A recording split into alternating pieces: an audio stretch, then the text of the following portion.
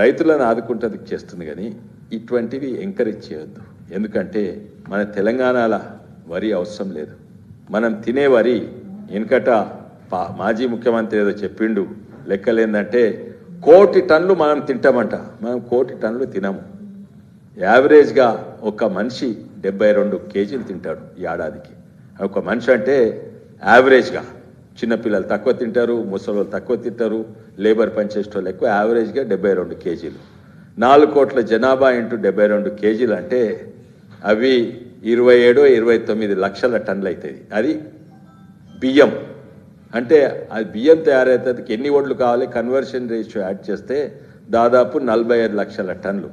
మనం తినే వరి 45 లక్షల టన్నులు తింటే మనం పండించే వరి 2,80,000 టన్నులు పండిస్తాం.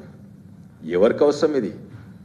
వరి లేక ఎవరైనా ఆకలితో చచ్చిపోతుండ్రా? భారతదేశంలో ఒక్కడు కూడా చచ్చిపోతుంది. ప్రతి రాష్ట్రంలో వరి ఎక్కువ ఉన్నది, ప్రతి రాష్ట్రంలో. అది యూరియా వరి అయితే అసలే మంచిది కాదు. అయితే కేవలము ఇది ఆదుకుంటందుకు చేస్తుంది కానీ ఇది మారవాలి.